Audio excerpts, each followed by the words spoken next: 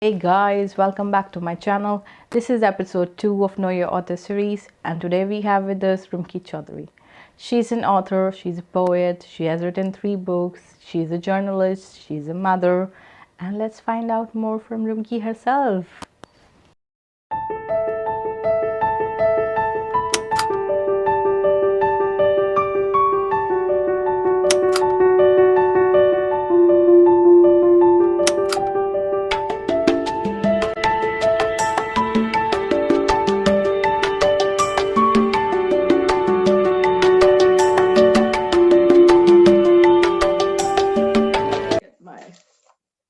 Yes.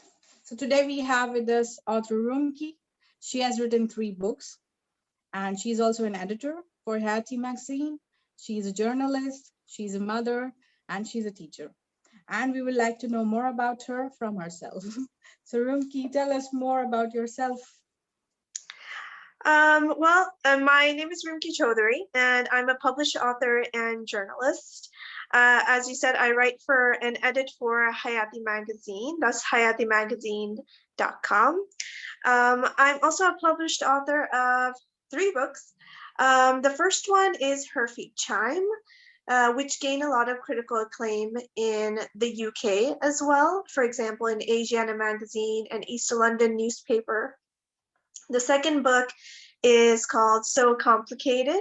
And So Complicated, Alhamdulillah, it actually won a lot of awards. It's won the Pacific Writers Award for humor, because apparently people find it funny. It won the UK. Actually, I recently started it, and I also find it funny. Yeah. But what I like most about that, the protagonist is a feminist, so I can relate to her. Yeah. I'm so glad. Yeah, it's meant to be funny, so I'm glad that people actually got the humor in it. So I will publish the review also, but once I finish. Thank you for your support. Thank you so much.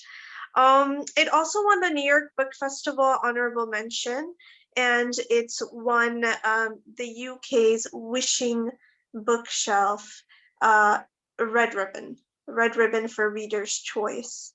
So it's gained a lot of good criticism and a lot of good reviews. And then we have my third book, which is a collection of poetry called Unveiled.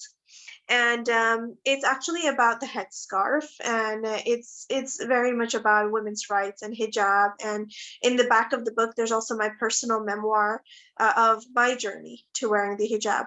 And 100% of the profits from that book actually goes to Restless Beings. And Restless Beings uses that profit to help the Rohingya refugees in Bangladesh. And that's something that my editor of Djarabi Kitabs Publishing and I have come to agreement together on. I was telling Papachia, who's she's also the editor of Hayati, and she also runs this publishing she's my house. Friend also. Yeah, that's how I know you actually, because she gave me your book for Unveiled to read and review. So I had also reviewed it when yeah, thank you so much for that. Yeah, so we came to an agreement together. I think she is you can say, connect point to a lot of authors. She is very well connected, and she's very well aware of the book industry, especially running the publishing company, Djarabi Kitabs Publishing. So it's amazing. So I have those 3 books, and so I'm a published author, published poet, and published journalist, and I'm an English teacher in Stockholm, Sweden, and I have 3 daughters. So I'm also a mom bee. Yeah, how do you wear so many hats? It's amazing. We will talk about it. How do you manage your time also, but later. So I want to know, how was your childhood? How was our child Rumki? She was naughty or she was serious? We want to know. Child Rumki was very social. I loved getting to know people, meeting new people, and I was also, you could say, obedient.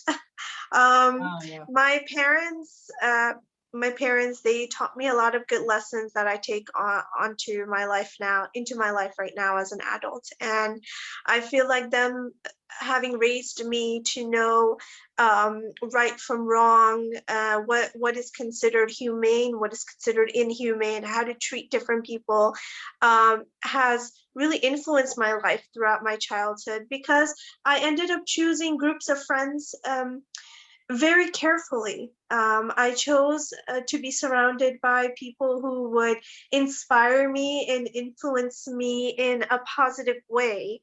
So I was very social, but I was also a little picky, you could say, as toward who I would speak to.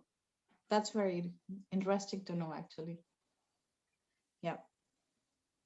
Because I have grown up in a small town in India. So Okay. maybe it's really different to know how you grew up in US, you know? Yeah, I mean, it might be, I guess you could say it was different, because I was born in Bangladesh. I moved to the Bronx, New York when I was 3 years old. Okay. When I was 16, I moved to Paterson, New Jersey, with my family. So my family and I, we moved around a lot, but most of my childhood and my upbringing was spent in the USA.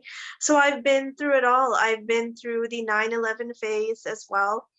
And I would And say did you living in study New in York. US or it was in UK? Because I saw that one of your degrees from UK, right? Mhm. On your blog. Yeah, yeah. When I was 22, I got married. That's around 2008. So I'm giving away my age there. You can do the math. But in 2008, I got married. I moved to London, UK, and I continued doing my master's in English literature at the Queen Mary University of London. So that was more into my adulthood. But my childhood growing up, I had a lot of the Bengali culture and the Islamic culture inside of the household. And I would try to take as much of that inspiration with me outside as well. I was editor-in-chief of my high school newspaper. I was interning at the local newspaper. And every article I wrote has something to do with raising awareness about Muslim misconceptions or about the South Asian culture. So So you were one of the my activist since beginning. I've been I took all that inspiration of my culture and everything that my parents taught me, and I put it into words to raise awareness about it in the community, and it was much needed actually at the time as well, post 9/11 Yeah, especially. yeah, especially. I mean, that one set, I would say, after that it was just more and more and more. It was less said before that, but yeah, after that it was like it was very normal to have a opinion about a Muslim for anyone, and that opinion was not a popular one. I think we are all dealing with it. Exactly, I think it just affected the world in general. And I think it affected Muslim women more who are visibly choosing to be more, Muslim, like with who wear headscarves or wear niqab, Yes, or it's really very exactly. difficult. I agree with you. It did affect Muslim women more who were more visibly Muslim. It affected my mother especially. She wore hijab at the time. I didn't. But just the color of my skin being brown, it attracted a lot of prejudice after 9/11. So people automatically assumed I was Muslim based on the color of my skin. Just I've had batteries thrown at me. I mean, I was just trying to cross Okay. the street and there were these kids throwing batteries at me. I just ignored them because they're looking for attention and I didn't want to give them the benefit of it, and I just kept walking. But that was direct after 9/11 happened. And then I started reading more and more news about other people being attacked in my neighborhood. And this is the Bronx, New York, where I've been very used to growing up in a diverse community. And it was the first time that I really saw, you could consider it life changing. I really saw what the color of my skin really meant to me, and what it was seen as in other people's eyes, people who are obviously who had, you could say, a veil Yeah. over their eyes, and who didn't want to see through the color of one's skin. So yeah. Thank you for sharing that. I would also like to share one thing. I think it was like 5 years back we went to Warsaw, and we were in one of the museums. And then I went to washroom. I was coming out, so my husband was not with me. And there were like few guys, and they said, "Oh my God, look, Hamas is here," And they were looking at me and saying, and I just froze. I almost like had an anxiety panic attack because I was like alone. I don't know what they will do to me, but they just walked away laughing. Maybe they were drunk or something. But yeah, I mean, I know that feeling when somebody comments on the basis of what you look or what you're wearing, and then it just caused that waves of anxiety. I understand. I feel anxious all the time. There's always that fear that someone Yeah, will see you differently. It doesn't matter if, for example, I have the American passport. I can easily say I'm American and still be looked at as non-American, based on the fact that I wear hijab now, especially. And ever since I started wearing the hijab, I got more and more comfortable in it. It's like a huge part of me now. Like without it, yeah, I feel completely yeah, naked. I mean, yeah, yeah. when It's I go same here. outside. I know, I know. I know that I Yeah, am exactly. so comfortable in it. I recently wore it, I would say, not recent, but now it's 6 years. But yeah, alhamdulillah. Wow. Yeah. Yeah, I It started was wearing it. also a conscious decision that Yeah, people used to point out, oh, you're not like the other Muslims when I was not wearing hijab. And I was like, there's no difference with or without hijab. A Muslim, when a practicing one is, you cannot really differentiate on how we look or. Uh, exactly. Everyone has their level of spirituality and their level of connection to Allah, and it shouldn't be judged based on whether you wear a scarf or not. It's more like a very personal thing between you and your faith. It's a very personal choice between you and Allah. So, um, to be judged for wearing it or not wearing it, that's like a whole other thing. I mean, yeah, I yeah, exactly. It's a even tip though of iceberg. I exactly It's know what you not mean. only in non-Muslim community, it's in Muslim community also. There's so much judgments, and people and come and Exactly. tell you that your hijab is not correct. There is one hair that I can see, or you have Yeah. not, you can see my neck or hand. I don't know, so Yeah. many internal, yeah. I completely understand. I completely Yeah. understand. So for those people, I say, okay, I'm not wearing a hijab, I'm just wearing a headscarf. Oh, please leave me alone. Yeah, I completely understand you. Yeah. Okay, so we will move to the next question. Which is your favorite book I or book? have, Book. I think that list just keeps growing and growing. Yeah. That's why I say books. You can name few. I can name a few. I think when I was younger, The Namesake by Jhumpa Lahiri. The Namesake, I could relate to. And then there's Life of Pi by Jan Martel.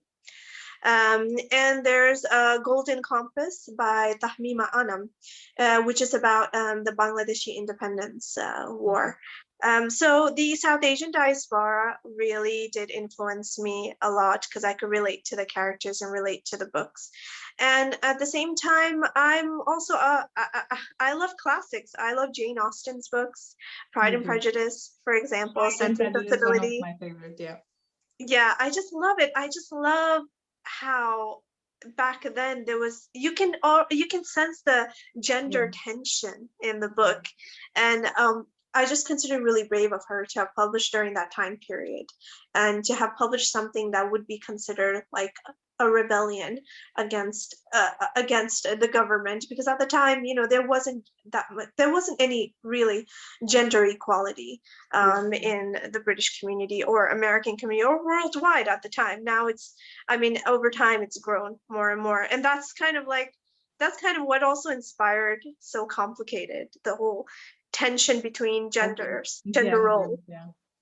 As I will, yeah, I will proceed. I will maybe draw more parallels with Jane Austen's work and your work. But I love her Pride and Prejudice. I also Sense and Sensibility. Both of them, they are almost my favorite. And I think I don't know how many times I've read Pride and Prejudice. Mr. Darcy, I'm like, oh. Yeah, I know. And it's amazing. There are actually a lot of books out now that are inspired by Pride and Prejudice that people have taken and twisted, have a South Asian twist to it now. Have you heard of Aisha at Last by Usma Jalaluddin? Yes, I've heard about it, but I haven't read. No. Yeah. So Aisha at Last is another one if you like Pride and Prejudice. It's more the South Asian twist to that. Okay, I will check. I will check that book because I love Jane Austen's work, and if something is close to it, I will check with our Indian or South Asian twist to it. Yeah, I think that would be really interesting. And what is your favorite food? Tell me My it's favorite biryani. food, Please tell me. I love pasta because it's quick and easy to make, Yeah. and And you I've can do so always many loved variations pasta. to pasta, actually. Exactly. So many different variations to pasta. I love pasta. I also love a good kebab talarik. Kebab talarik is always a good one. That's more, I think that's, I don't know, I think that's Turkish kind of, right? Turkish Okay. Lebanese kind of. And Because I all love of a good the cuisines halal they have burger. kebabs. I think Turkish, Lebanese, they both have kebabs. And Yeah, yeah, exactly. I love it too. I also love a good halal burger with Okay. fries. Yeah. But we have in Belgium few chains which are the halal burger chains. Oh, that's great. That's amazing because we have some here too in Stockholm. It's a little difficult to find, I feel like. But if you do go to kebab shops, kebab restaurants, they sometimes actually have burgers on their menu. So Yeah. that's a But plus. some of them they have those frozen thing. It's like the frozen patty and then they fry it. That one I don't Yeah, like. yeah, But yeah, when they put a exactly. fresh patty, then I like it. Yeah, the fresh ones are really good. I like Yeah. the fresh ones. Yeah, Yeah. me too. But I think then I should invite you to Brussels and then I can give you a tour of all the halal halal food tour. Yeah, definitely. Inshallah, that's on my Inshallah. list. I want to come to Brussels one day. Yes, We'll inshallah. be in And then touch we'll when meet I and I do. will be your food guide. Okay, so what do you do in your fun time?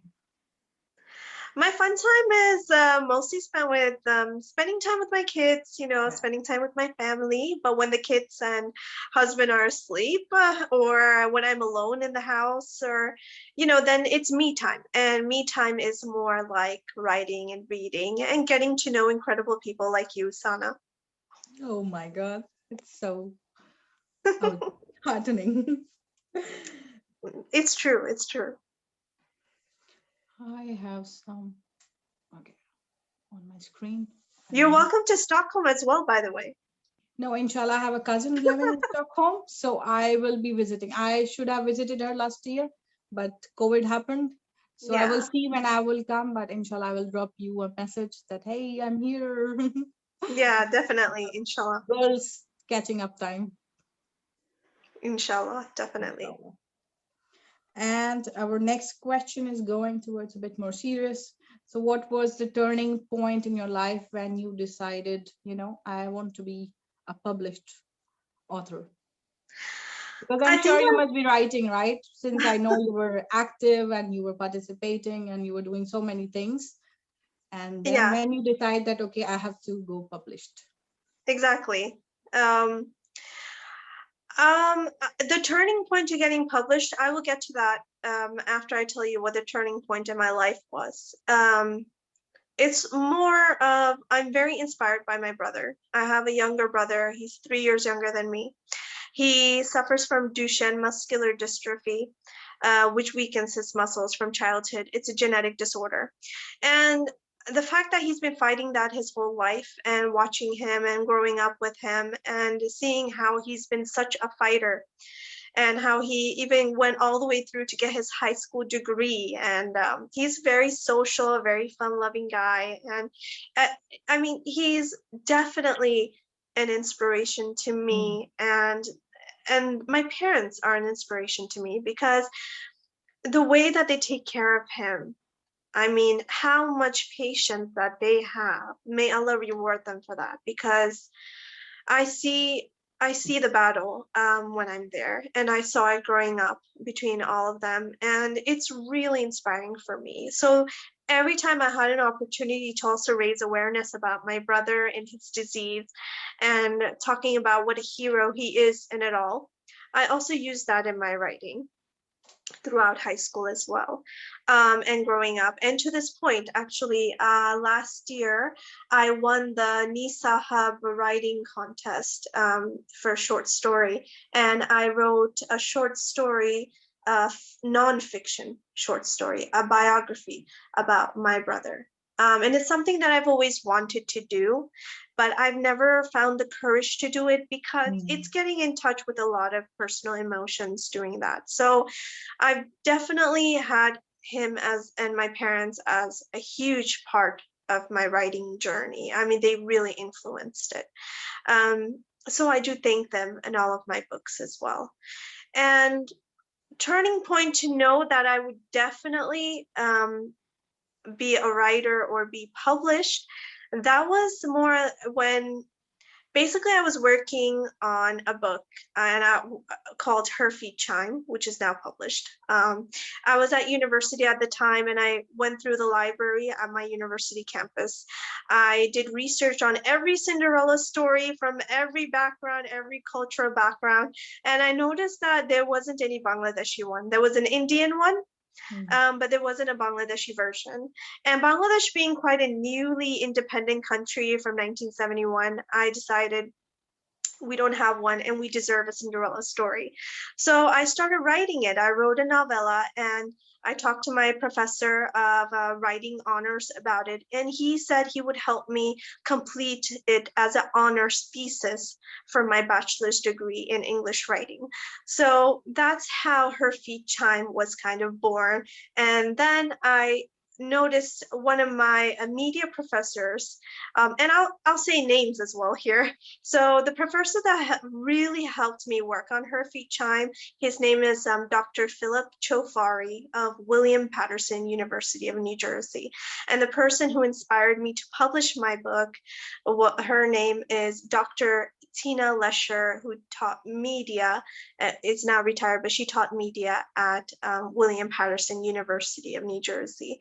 So these two professors really pushed me, and in the end, Feet Chime was published, and it got a lot of good critical acclaim. And also the Daily Star, which is a huge magazine newspaper in Bangladesh, actually did a story on me, and it was so cool when it happened because I had no idea it was so big in Bangladesh, because all my aunts and uncles had read the story and started calling my parents in America. So my aunts and uncles in Bangladesh, they're calling America, and they're like, oh, we saw the story about your daughter. Our niece, she just published a book. And I mean, alhamdulillah, it was just so cool. Yes, it's so cool, and it's so motivating also, when you see people are enthusiastic about your work and they're happy, and they're sharing your work, and then you are getting recognized. So you have many firsts, I would say, in your head. You were first in so many things. So I was a first in so many things, especially I can call you a pioneer then. You can do that. Many things, yeah. You can do that, definitely. Yeah. And I went to William Patterson University of New Jersey, I think, and they're pioneers. You can give me also the names of the professors. I will put in the description.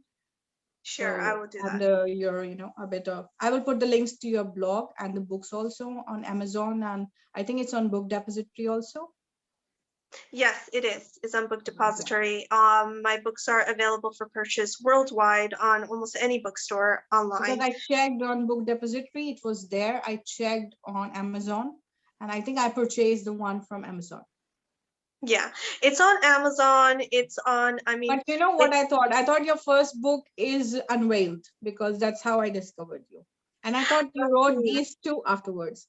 But when I was going through your blog, then I figured out that my Feet Chime was the first one, and So Complicated was second, and third one was your Unveiled.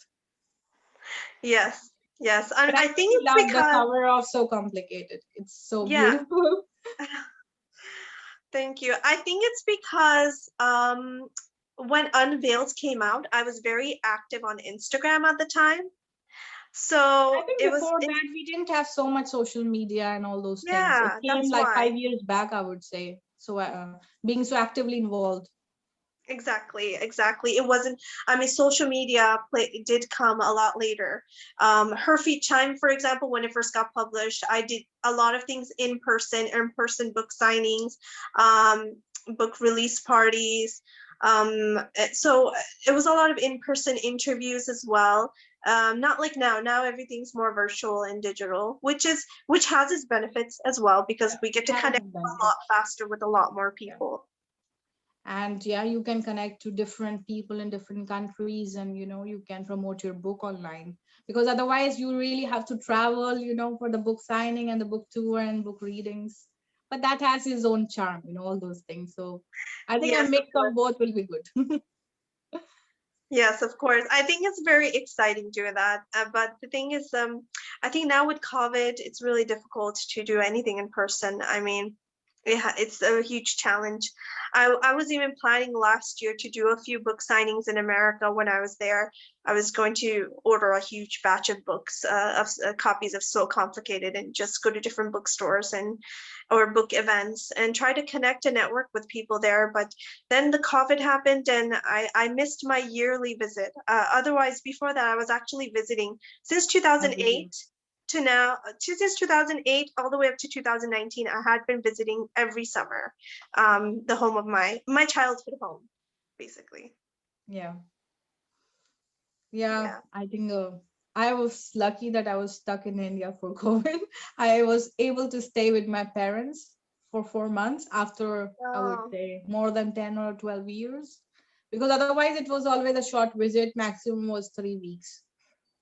yeah, it because of work as well, work Yeah, and work and yeah, different. yeah, And I understand. yeah. Okay, so next question is, what is writing for you?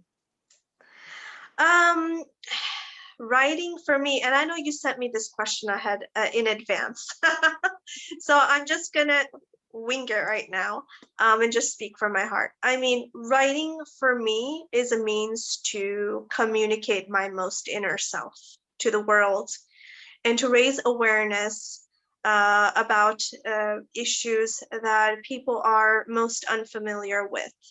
Um, it's a way for me to connect to people as well. I find that I communicate a lot better in writing than I do when I speak. Um, so yeah, I feel like writing is definitely my means for communication and spreading awareness and connecting to people. Yeah, that's because I wanted to know that everyone has a why they write, Like Mm. I talked to author Tamkeen and she said that she's writing to heal. So that resonated for me also. I feel also that I'm writing to heal. There's so much I broken can things understand inside. that. Yeah, that it heals me, I And can then for understand you, that. it's communication. So different, for different people, it means different thing. And yeah, as a reader, I wanted to know what writing means for you. So it was nice to know. And also, like you were writing since the beginning, and the last book was really, I saw a lot of poems, and I saw you are actively on the, poet hubs, different networks and group of poets. I always find you in there. So how that poetry thing came in between, or it was always there? I think poetry started when I was 15 years old in high school in the Bronx, New York. I went to DeWitt Clinton High School at the time. And there was a poetry contest in the high school, and my creative writing teacher encouraged me to enter it. And I thought, okay, I had never written poetry before. So I thought I'm just going to write one and probably won't even win. I'm not expecting much of it because I've never done it before. And I wrote a poem called Stars. I think it started something like stars behind the summits of the mountains, between the leaves of the oak trees, eavesdropping. And then I don't remember what comes after that, but I wrote a poem about stars and I ended up winning the contest. Wow. And so my high school teacher told me to read it in front of everyone in the school. So that was the beginning when I thought, hey, I think writing is for me, and I think poetry is actually for me as well. So I started after that writing some poetry for different contests, competitions. I went and started reciting famous people's poetry as well for poetry recitation contests throughout high school. And I won a few accolades there. Alhamdulillah. My parents have all these things on their bookcase, just You should on send their, me a picture. You should send just me a like, picture. I will definitely send you a picture when I'm in America next time. They still have every award I've ever won there. And I mean, I feel I so think they blessed. are the biggest admirers and the supporters, you know. Exactly. Parents, Yeah. my They parents are are the best amazing. cheerleaders one can have. Always rooting for us, really.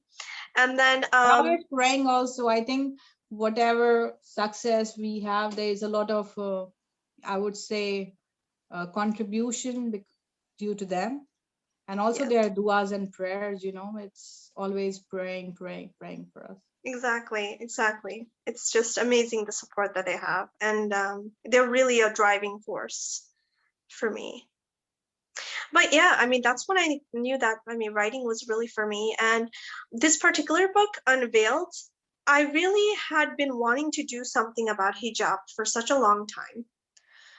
And I really wanted to raise awareness of it. And I just sat down one night and I thought, you know what, why don't I write a collection of poetry about hijab? I haven't seen anyone do it yet.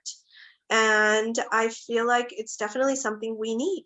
So I sat down and I started writing poems. And I broke it up into 3 different sections, mind, body, and soul.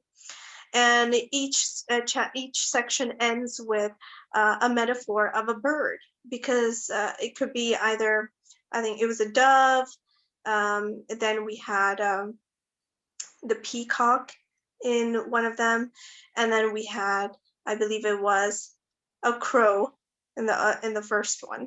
So all of these birds are very symbolic of us. I mean, symbolic of being free in a way. So personally, I feel like hijab is what set me free. I'll tell you why. I've always wanted to wear hijab. I've wanted to wear it since I was 16 years old, especially, and even before that. But I haven't had the courage. Fitting in was important for me at the time. I mean, I was young and I thought, you know, if I'm going to wear a hijab, I'm going to stand out, because none of my friends wear them. Not even my Muslim friends, they don't wear hijab. And the peer pressure for me to fit in kind of, I would say, increased my cowardice. And with age, the older I got, the more I wanted to put it on, but I would just back out. So I found that when I finally got married and moved to London, where hijab is like culture in the UK, it's everywhere. I mean, the Muslim community is huge in the UK. So then I finally thought, you know what, I can still fit in here if I put the hijab on. So that was like my way of finally setting my most inner self, my most inner desire to be my most inner self, free. So I wanted to really do something about hijab, and that's where Unveiled came to be. It was born. Yeah. But it's so good to know the behind story of Unveiled. You know, I read this book, I reviewed this book, but now I will see it in a different light. I think I will go back and read it again. Because you know it's then emotional connect also with your authors, that okay, you know why they write it, what it means for them, and then you will read it in a different light, that Yeah, okay, that's amazing. That's it was amazing. same with me actually. I wanted to wear it for long, and then it was not happening because of the peer pressure. Nobody was wearing, or the kind of social image that I was carrying of myself, I think it will not fit into my that Mhm. social image. So Yeah. it was, yeah, so when I changed the job, and it was a new client and project, and I thought they never saw me without hijab or with, so you know that will be, it's new people, new place, and then it makes it easier actually. Yeah, I understand. That makes sense. Yeah. I mean, I know people who started wearing hijab when they finally started college, because they thought, I'm gonna Yeah, leave my high school behind, and now I'm gonna start a whole new chapter of my life in college. And these people have never seen me without it. So now I'm gonna put it on, and kind of start my chapter off with who I'm really meant to be. So that was great. Yeah. I'm so happy to have this discussion with you on, these points as well, because I wanted to talk to someone about it, but I do not know who or where. But I think with the medium of this channel, I'm also growing my personal contacts with people. yeah, thank you so much for saying that. I mean, I feel like thank you for giving me the opportunity to get to know you as well. And And also I feel thank like, you for giving me also the opportunity, that you agreed to come, because I'm trying to get more and more people, and let's see how it goes, because it's just starting. But inshallah, I hope it will be a inshallah. bigger and better platform for all the authors, and more Definitely. I definitely people. admire that you've started something like this. It's incredible, and I hope that continues and it Yeah. gets bigger and bigger. And obviously, I'm definitely going to be raising awareness about your channel as well, because it's really important to me. It's really important to me to raise awareness about all these authors out there. There Yeah, are also they're doing lots of wonderful Muslim work, but authors out they there. need to be more read. People need to read them.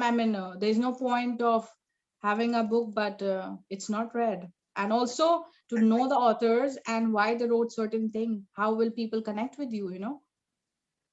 Exactly. And there are so many best-selling books out there that are on the best-selling list, but at the Yeah, end of but the sometimes day, I that find them so overrated. they're not necessarily the best, Yes. I mean, that's a very subjective thing.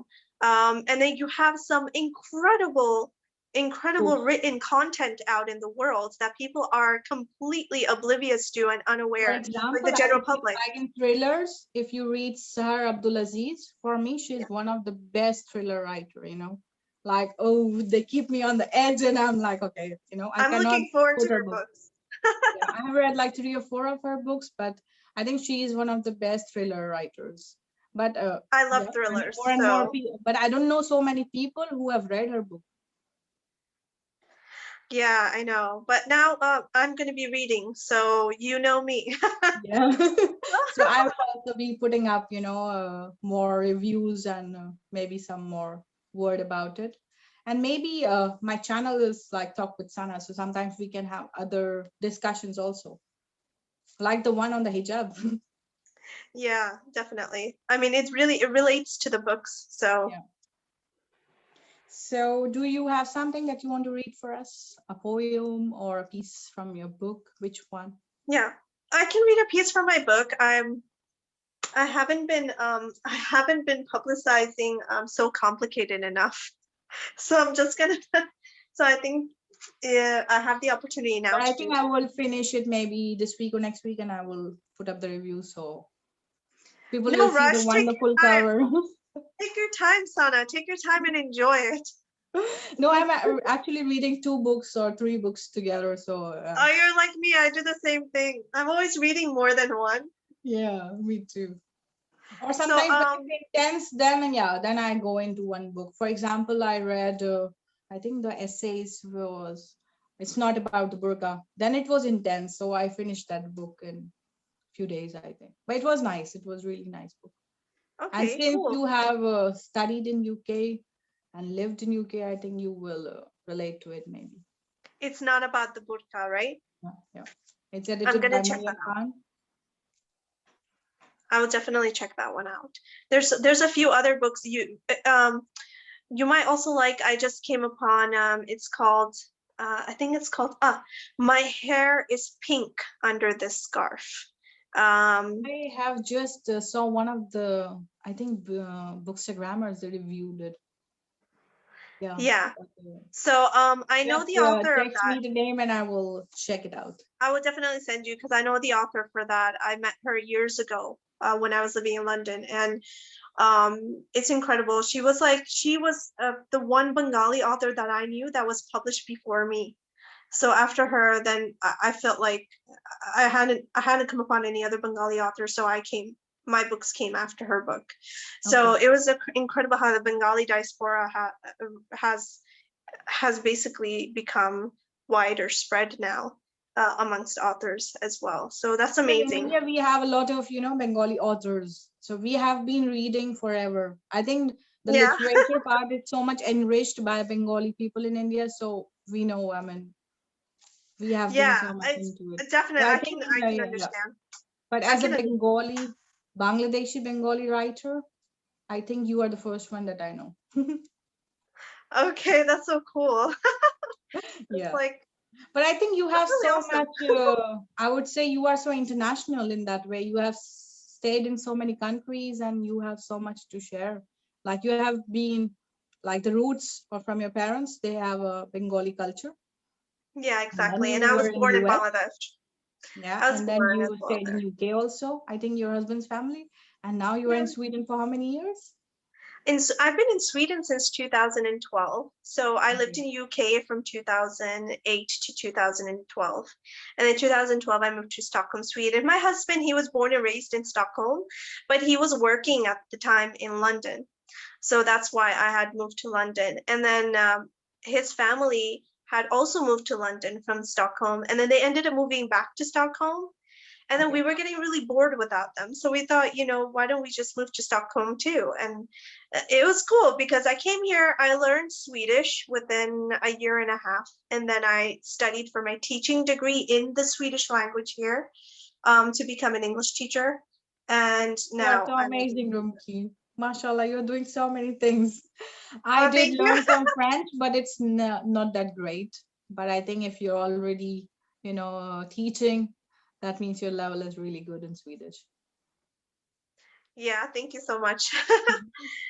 We will um, do another video with you how to manage time better and how to do so many things.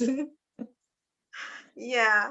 Um, I It's mean, not I just easy. I say, know it's never easy, but yeah, it's yeah, like it's not easy. Definitely, it's challenge. But I feel like when you have a support system as well, a very supportive husband and supportive family around you, it definitely makes it a lot easier. And then at the same time, it's important not to take on more than you can handle.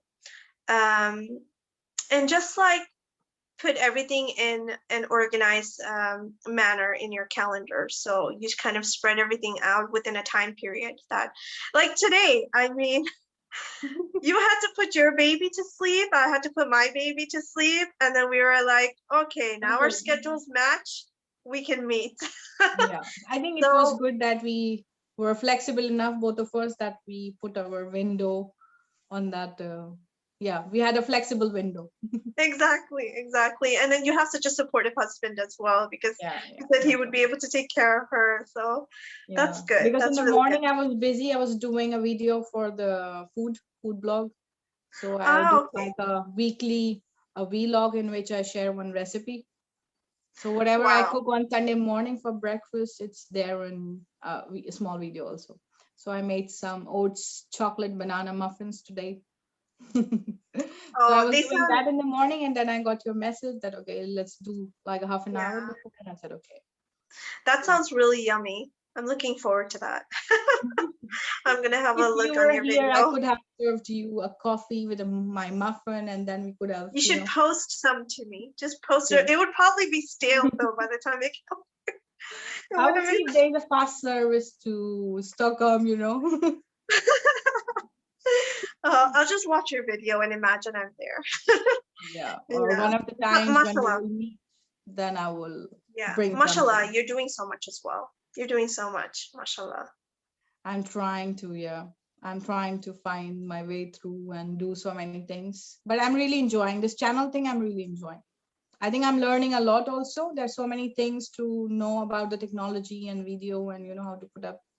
Technological part is a bit more challenging, but I'm Yeah. enjoying the other part, yeah.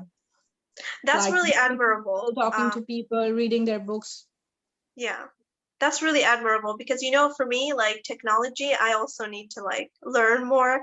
Like I don't even know how to do Zoom. I have to maybe YouTube how to do Zoom, like how to create one of my own. I have no idea. I just accept the Zoom invites that I get, and that's as far as I can get. And No, video it's fine. editing and all of that is still new to me as well. So I have to learn one day. I mean, I am into IT, but I am an IT engineer, but I'm more into the technical part of telecom. But still, Okay. there's so much new things every day, and I am not that tech savvy, you know. But Yeah, but I'm more into writing or reading or cooking, but I'm not really into gadgets and all. But now, since I started my channel, I have to learn editing and so many things. So I'm enjoying. It's okay. Something new to learn. yeah, mashallah. As long as you're doing something that you enjoy, that's important. And I'm That's trying so to put beautiful. my own creative touch. When I make like small trailers, I enjoy few things which I put in, into editing, or when I make like a small reels for my food blog. So I like to put in some creativity. So that part I enjoy. I don't enjoy the technology, but I enjoy the creativity. I understand. I really do. Definitely. Um, but the excerpt that I was going to read is from my book, So Complicated. It's called So Complicated. There's a picture of shoes on the cover, a female shoe and a male shoe. So Complicated is basically a gender battle between a masculinist blogger who's all for men's rights and a feminist blogger who's all for women's rights. And they kind of butt heads until they're forced to work together to save their sinking careers. And it gets really interesting from then on. So I'm going to read excerpts from chapter 1. I'm going to read first the main character, Julie Radcliffe, her part, and then after that, I will read James Chopin's part. The keyboard has replaced the pen as the mightier tool of weaponry against the sword, and who better to take full advantage of that than Julie Radcliffe? Her fingers galloped away at the keyboard with such passion that the electric sparks could easily have been mistaken for fireworks in a love affair. Of course, this passion thrived because of a personal quest, justice for women. Julie was a feminist, and her 500,101 Facebook fans who read her blog Independent Woman were all too familiar with her mission to abolish the he-man concept of women and sensibility while promoting the indestructible and modern-day power woman. I'm going to read now James Chopin's part.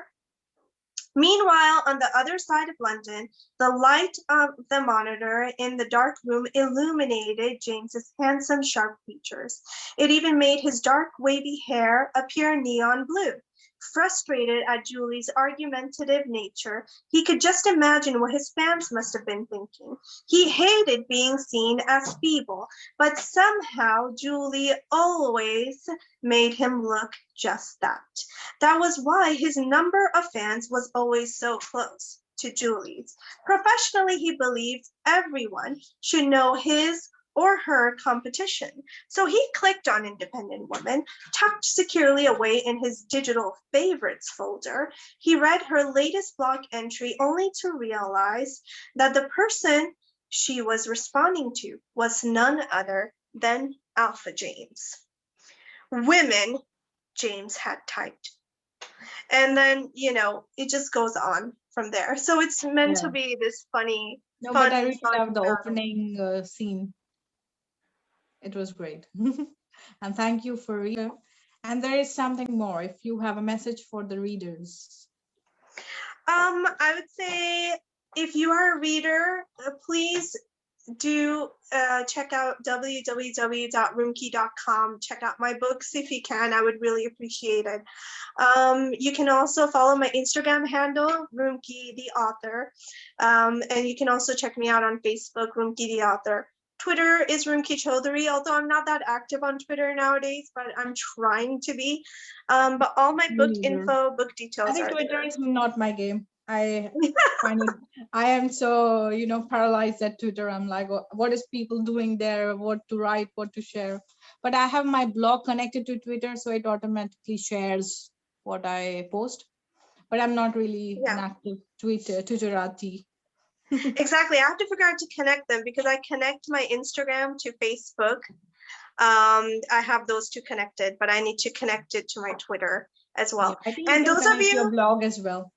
those of you who are writing, do check out my blog, rumki.com/blog, because there I give a lot of writing tips and it's free I will writing. share all your links in the description, so it's easier for them to click directly from the video. Definitely, on YouTube. definitely. Thank you. And thank you so much for giving your time and taking out the time.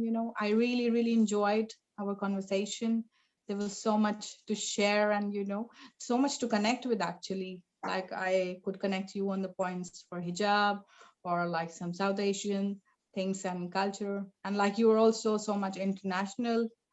Like I have also been traveling so much and working in different places. So thank you so much, Rumki, for your time. And I hope, inshallah, your books will do great. Keep writing amazing books. I'm enjoying what I'm reading currently. You're so complicated.